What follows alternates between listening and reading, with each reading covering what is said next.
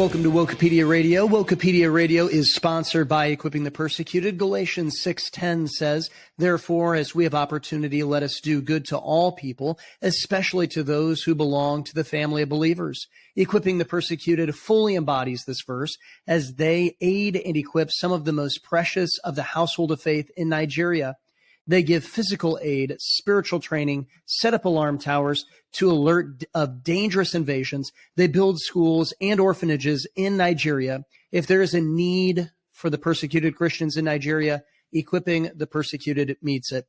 And you can partner with this worthwhile mission and find out more at equippingthepersecuted.org. Once again, that's equippingthepersecuted.org. I'm your host, Pastor Sam, and today's episode of the Wokepedia Radio, we are going to be going over quite the interesting topic because we're going to be getting into this whole idea of Christian colleges. That's right. You heard that right. Christian colleges that support Planned Parenthood. But before we do that, we need to introduce our wonderful team. So how are you doing today, Kyle? Mr. Witt, how are you doing? I'm doing great today, Sam. I'm glad to be here, though this is not the most nice subject to have to talk about, but it's important to bring up. But looking forward to getting into it. Yeah, you're right. This isn't necessarily the subject that we want to be talking about. This isn't the subject that we love or anything like that. But it is something that's necessary, and there's probably not too many people who are willing to talk about it. And talking about a guy who's, willing to talk about any subject, at least in a small sample size. Pastor Micah, how are you doing? I'm doing well, Pastor Sam. It's great to be here with you guys, and I'm doing pretty well. This is disappointing news that there are Christian colleges that are supporting Planned Parenthood. Ridiculous stuff, but I'm glad that we get the chance to go through and expose the deeds of darkness to light, and to shine what Christ has to say on the subject. So I'm looking forward to talking with you guys. Yeah, definitely excited about that. And, Kyle, I know that you've recently been talking to some pro-life organizations and reaching out. And I know this is a subject that's near and dear to all of our hearts, but having some feet on the ground here recently, is there a message just in the positive light of standing for life that you want to go and give to our listeners today?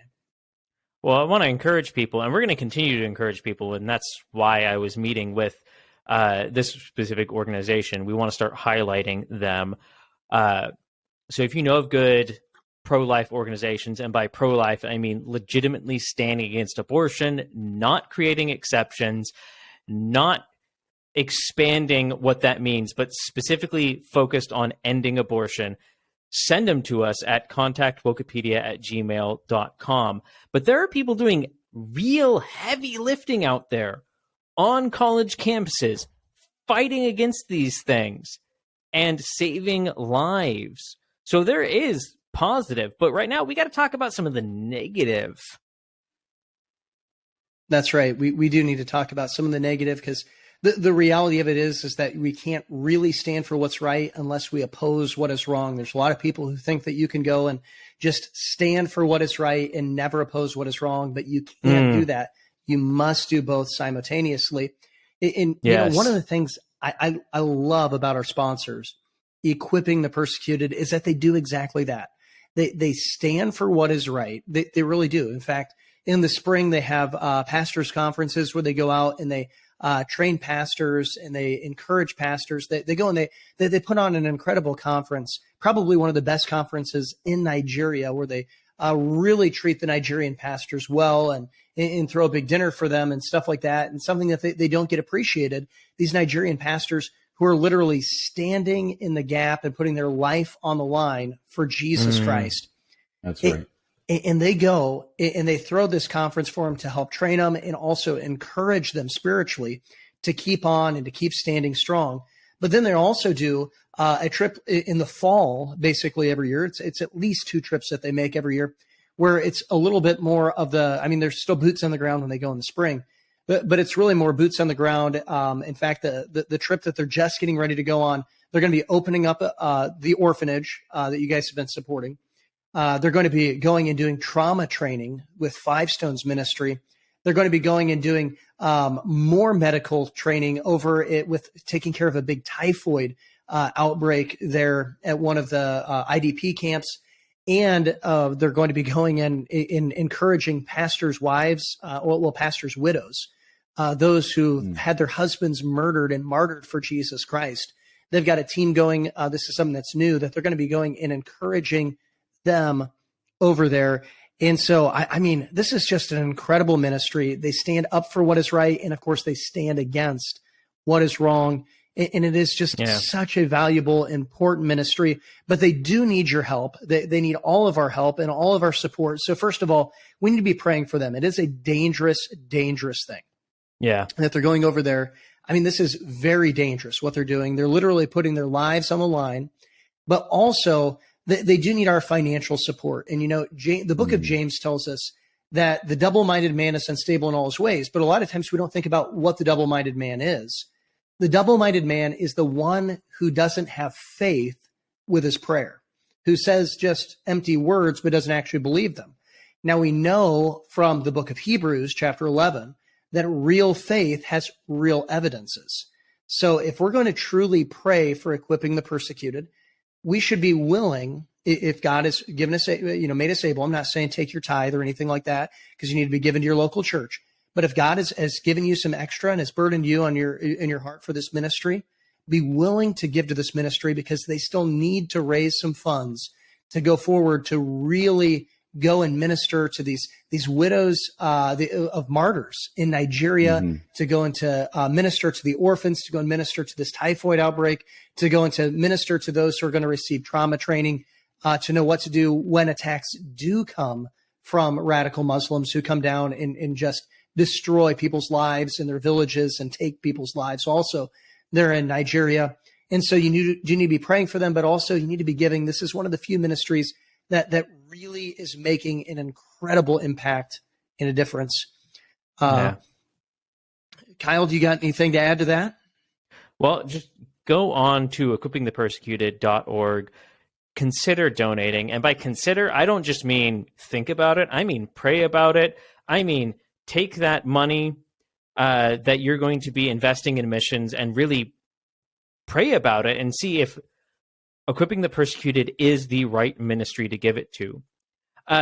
Ironically, today I was looking at a missions organization, a budget of almost $500 million a year.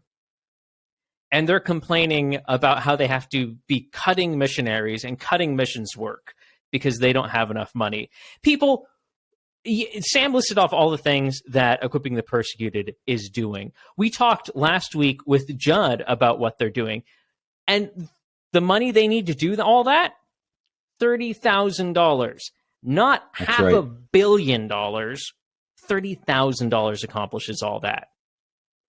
That's a lot of bang for your buck. So please consider investing in that, because it is really advancing true kingdom work, truly caring for widows and orphans in their distress. That's right. I mean, the Lord has commanded us to care for the orphans and for the widows and for the poor.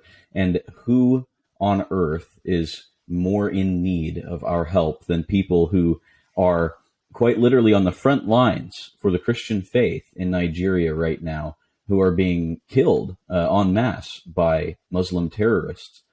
These are the people who could really, really use your help. And so I just want to encourage you guys. This is a worthy ministry to give to. And I don't say that lightly. I say that as someone who's careful with where my money goes. This is an organization that is going to use your money to the fullest to do exactly what Equipping the Persecuted says that it's going to do, which is to support these people in their times of need. And so absolutely pray about it and donate on the website, equippingthepersecuted.org. Well, now that you've got quite a bit of weighty stuff to pray about when it comes to equipping the persecuted, I'm going to give you one lighter prayer request that you can remember as well. And that is because, Judd is a good friend of ours. And I know this about Judd. Judd does not like beards. And yet when he goes to Nigeria, he has to grow a beard. and he doesn't like the way it feels, it gets all itchy for him. I don't have that problem. So I don't understand it. But you can be praying for Judd because he is going to be uncomfortable while he's in Nigeria. Face.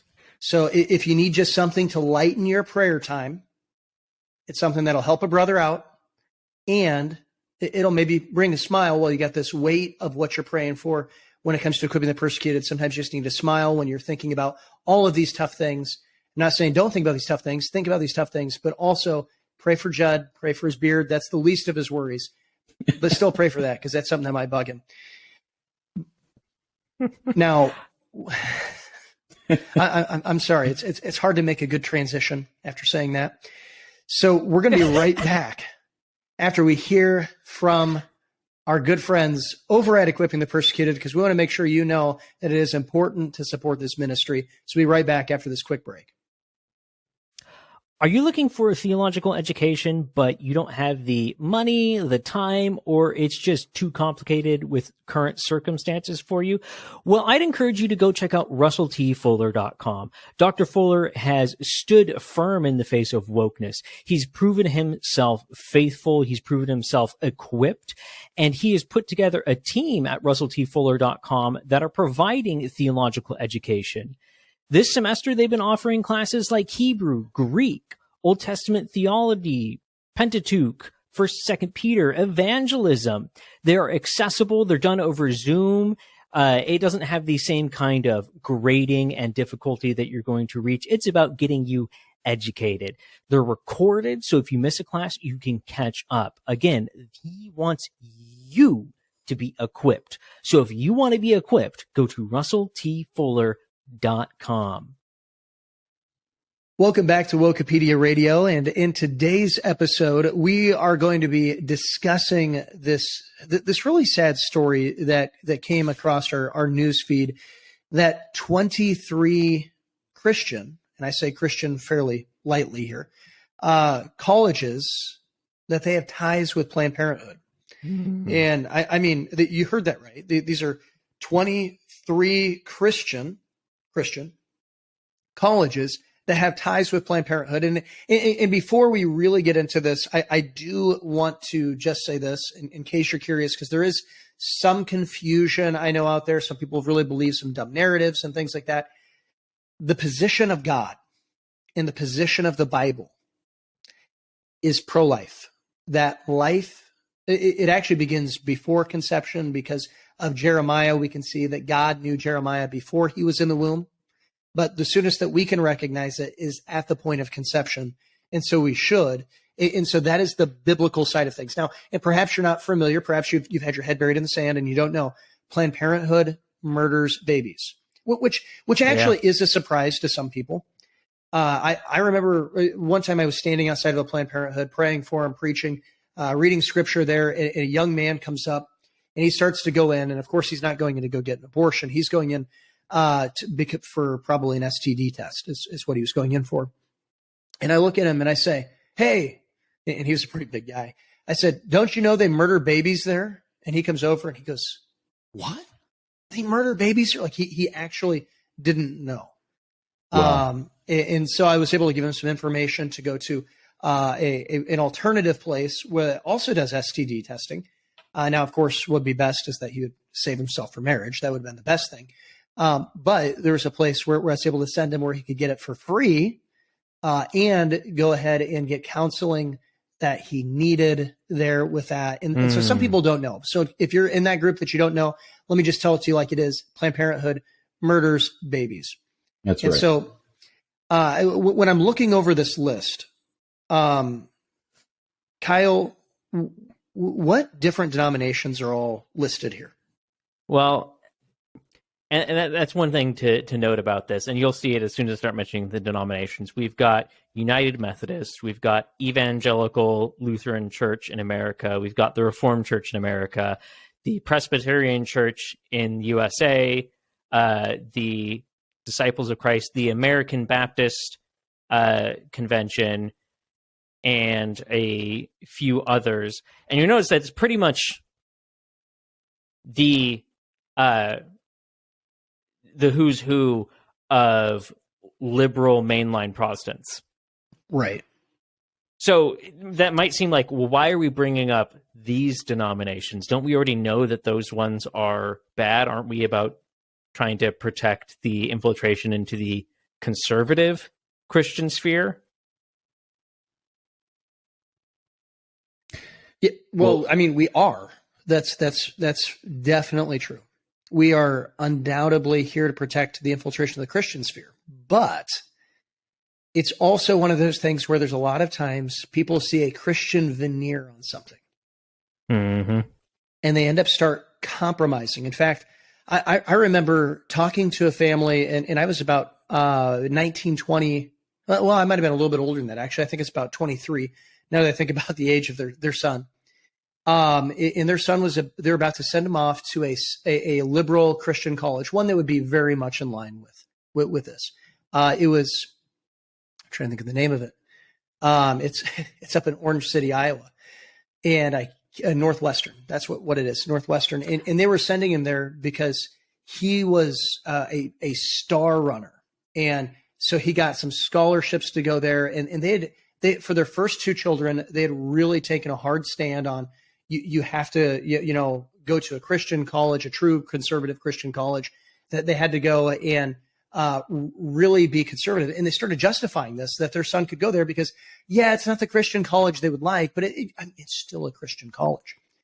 Halfway through the semester, this young man came back with a pride sticker on his on his water bottle and was arguing with his parents that evolution was really how the world came into existence. It wasn't through God. It was through evolution. And I had warned them before going there, saying, look, it's better if you send them to a secular college, because then at least in a secular college, you have this line where you go, I know those people are wrong. Yeah. But the problem is with this Christian veneer, it really confuses the young minds. Yeah.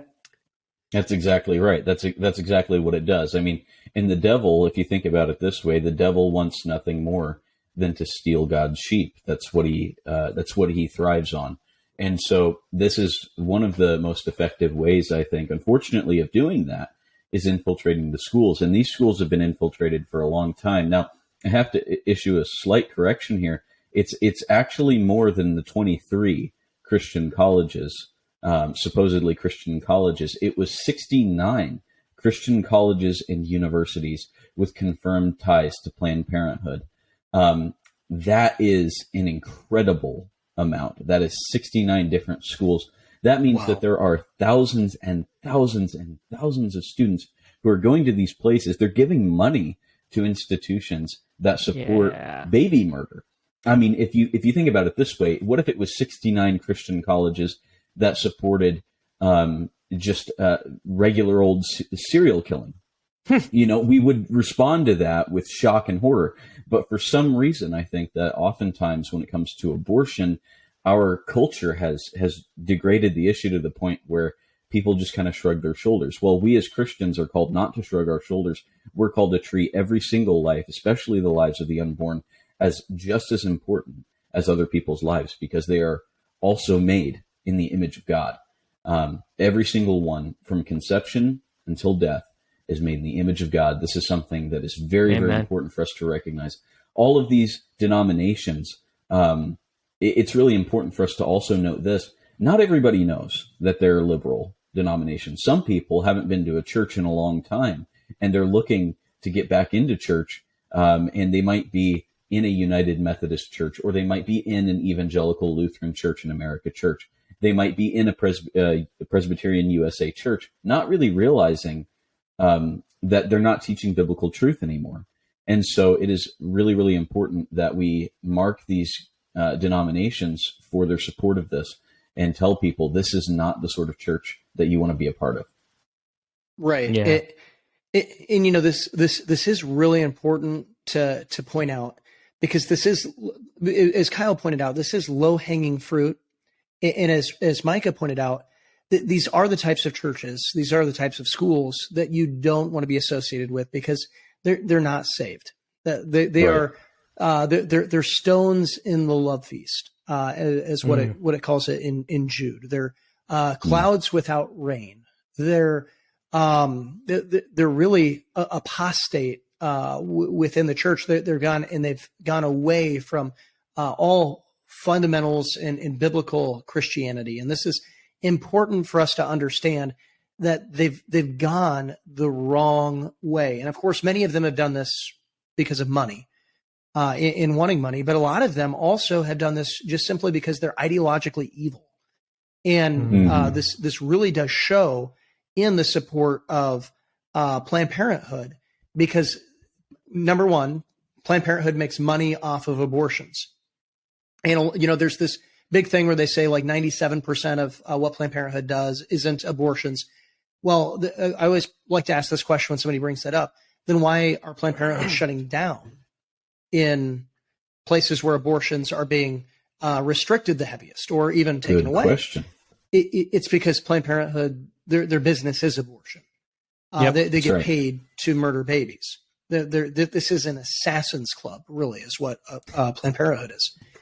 And what's really sad about this then is that they don't just do this. If you really spend time at Planned Parenthood, if you spend time in front of Planned Parenthood praying and things like that, you come to realize it's not just merely that they're about the money and they're willing to do whatever they want.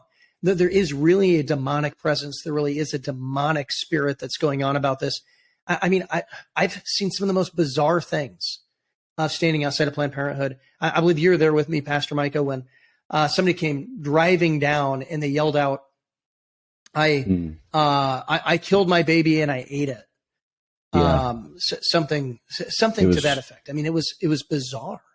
It was horrifying, really. And it just shows the depravity of the mind that does this sort of thing. It's incredible. Right. I mean, murder has become something in our nation that is thought of as a right. And it is so far removed from the biblical standard, which is that God has created every human being with inherent value that he gives to them as a result of their being made in his image. And the people who reject that, ultimately, they show their true colors in instances like that, where they're really just revealing deep down what every person who gets abortion, who gets an abortion, supports abortion, performs an abortion. This is deep down really what's at the heart of it.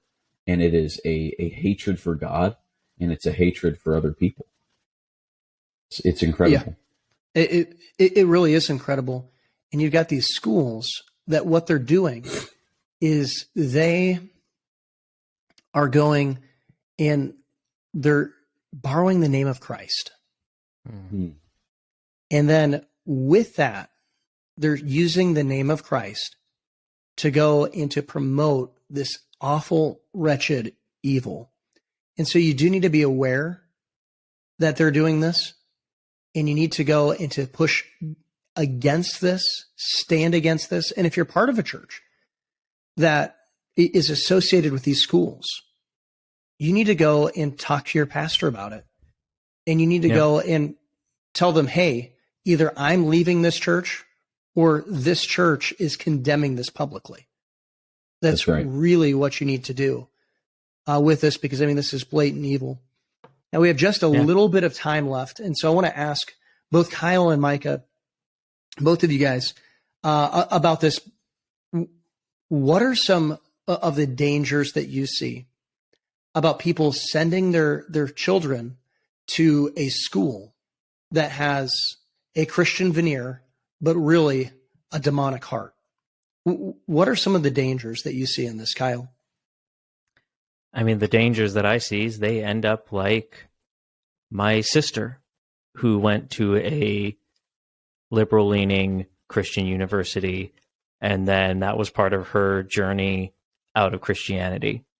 They end up like so many of my friends that, went to a Christian high school, and so Christian colleges were advertised heavily, and the one that had the most direct relationship was very liberal, and not a single one of those is even claiming to be a Christian, or at best is a very liberal, progressive Christian. it has an effect. Education isn't neutral. And I know, I mean, I've heard this. I heard this from my classmates. I heard this at my church. I heard this so many places from parents of friends of mine back in the day. Well, we'd rather you go to a Christian university than a secular one. And specifically in reference to a bad Christian university. But folks, that's not okay. That's not good. Because the same sort of defenses that might exist on a secular campus don't exist on a quote-unquote Christian campus. Campus ministries don't exist there. Evangelism of the students doesn't exist there. All these other groups don't exist there. They're much more controlled, much less open. And in that, they're able to push their ideologies, shockingly, more so than a regular secular leftist university. Now, I wouldn't send my kid to a secular university either. And the last comment I'll make on that is just why this is important is because beyond everything that we've already mentioned, because this is where all the woke universities are heading. All the woke, quote, conservative Christian universities that we've warned about and are continuing to warn about, this is the direction they're heading, and they're already starting to make some of these compromises. That's where we're seeing the fracturing of what it means to be pro-life into being this whole life pro-life, or diminishing, starting to make exceptions for abortion. And very, very quick thing. If you think it's just this list, which we'll have, if you go on to YouTube, you go into any place that you can find us, and you find this episode, we'll have the link to the information, so you can go look at these yourself. But a lot of people still consider this a heavily conservative university, but Baylor is on the list. Baylor, gigantic, and they are heavily compromised on abortion at this point. And again, you can go look at that for yourself. Yeah, and I'll just add one quick thing there. Even if you are certain that your child has been raised properly, that you've done everything in your power to raise them within the confines of what the Bible says, the reality is this: there's going to be temptations all along the way, and you don't want to put your child in the position of being in temptation. Amen. God provides a way out, absolutely. There's always a way out of temptation, but you don't want to go and actively put yourself into it. It would be like it would just be like putting yourself in a situation of temptation. Well, you know that putting yourself in the situation of temptation is a bad thing to do. Why would you do it to your children? That's right. It's just really key that if you love your children, then you're going to want to protect them from these things. And yes, they've got to experience the real world. But that doesn't mean that they have to be put into situations where they are tempted to sin and fall away from God. Amen. It doesn't.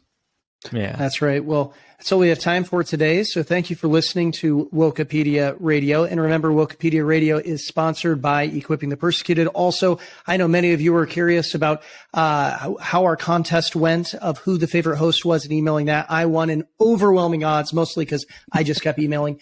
But you need to go ahead and subscribe to us on all the places that you can subscribe to us. Give us 5-star review and contact us at contactwokepedia@gmail.com. Thank you for listening today, and keep standing for the truth.